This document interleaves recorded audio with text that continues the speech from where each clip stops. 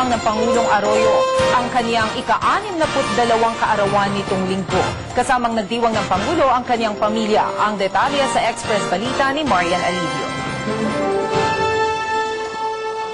Pagkakaisa, pagpapalakas sa pamilya at komunidad at pagtutulungan ng lahat ng sektor ng lipunan bilang tugon sa pandaigdigang krisis.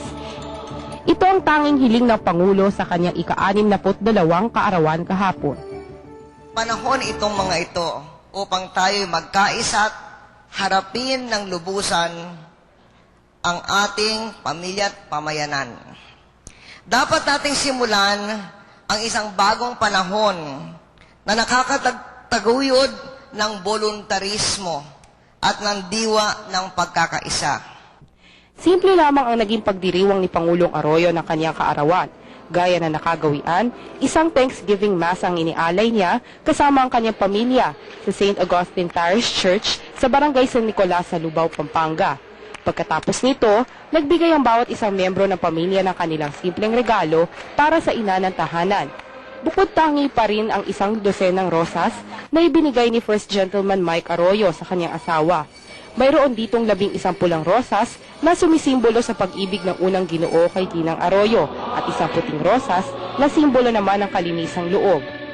Kasunod nito, nagkaroon ng simpleng salo-salo si Pangulong Arroyo kasama ang mga kabalen kung saan nagkaroon din siya ng pagkakataon na magpasalamat sa kanilang suporta. Sa mga panahong tulad nito, kung kailan dumadaan sa pagsubok ang buong mundo, angat ang pagiging mapagmahal at mapagkalinga ng Pilipino ng Kapampangan. Gamitin natin ito upang magpasalamat para sa mga biyayang tinatamasa natin at upang mamahagi din ng biyaya sa mga kapuspalad.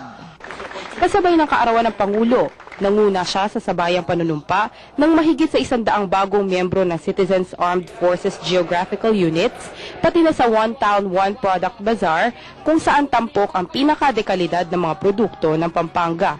Nagkaroon din ng dental at medical mission at nagdayo rin ng mga booths ang iba't ibang ahensya ng pamahalaan sa bakuran ng St. Augustine Church. Ito ay nagsisilbing regalo na rin ng Pangulo para sa lahat. Ako si Marian Alivio, Nagbabalita Express. Idineklara na ni Pangulong Arroyo bilang National Non-Working Holidays ang Nobyembre 27 at 28. Ito'y bilang pagkilala sa paggunita ng Idil Adha o ang pista ng sakripisyo ng mga Muslim na culmination ng Haririya Hajj o ang pilgrimage sa Mecca. Ayon kay Press Secretary Serge Remonde, ang deklarasyon ay inisyu matapos ang konsultasyon ng Pangulo kay Ambassador Mohammad Amin Wali, kinatawan ng Saudi Arabia sa Pilipinas. Kinonsulta na rin aniya ang labor at business sectors at wala naman silang pagtutol dito. Dati nang ipinagdiriwang ang Idil Adha sa bisa ng Republic Act 9177 pero sa ARMM lamang.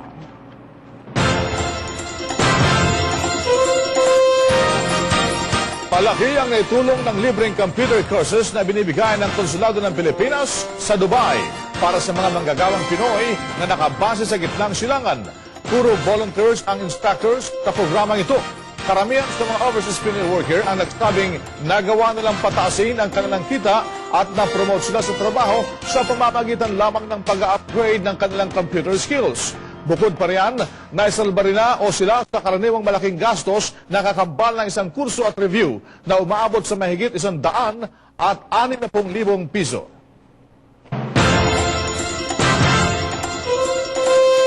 Umaabot na sa mahigit 75,000 Pinoy ang nakahanap ng bagong trabaho sa ilalim ng Comprehensive Livelihood and Emergency Employment Program ng Pangulong Arroyo nitong Marso. Ayon kay National Anti-Poverty Commission Secretary Domingo Panganiban, kumpara ito sa 64 na manggagawang nakinabang sa clip nito lamang na Pebrero. Umakyat din niya na mahigit sa 1 bilyong piso ang investments ng pamahalaan para sa mga proyektong makapagbibigay hanap buhay sa mga mamamayan. Ang mga ahensyang may pinakamalaking kontribusyon sa clip ay ang Department of Environment and Natural Resources at ang Department of Labor and Employment. Isang regulation para sa media ang idinaos noong Sabado sa Maryhill Retreat House sa Antipolo. Dito, 7 oras na isinantabi ng mga kawani ng media ang kanilang mga tungkulin para pagtuunan ng pansin ang magandang balitang dala ng Panginoon. Pinangunahan ni Cavite Bishop Chito Tagle at Pampanga Bishop Ambo David ang naturang rekoleksyon. Katuwang ang Anak TV Foundation at Southeast Asia Foundation for Children's Television. Kanilang isinalisay ang pinakadakilang kwento ng pag-ibig ni Kristo na patuloy na isinasa buhay hanggang sa kasalukuyan. Kasabay nito, nagbigay na rin ng mensahe si Manila Archbishop Gaudencio Cardinal Rosales kaugnay ng pagunita sa Semana Santa. Ang Pilipino ay nagmamahal sa Diyos. Kanya sa mga araw na ito, atin po sanang gawin ito. Samahan natin si Kristo sa kanyang sarili at sa larawan ng ating mga kapatid, mga dukha.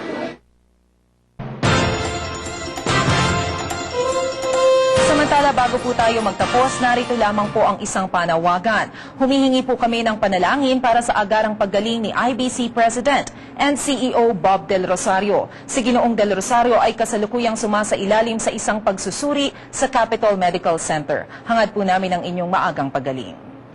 At yan ang mga balitang nakalap ng IBC News and Public Affairs. Sa ngalan po ni Precious Hipolito Castelo, ako po si Maricel Halili. Ako naman ang inyong katotong Bing Formento. Pansamantala kaming mamamaalam at magbabalik bukas alas 4:30 ng hapon dito lang sa IBC 13. Mga katoto, mahalin po natin ang bansang Pilipinas. Okay?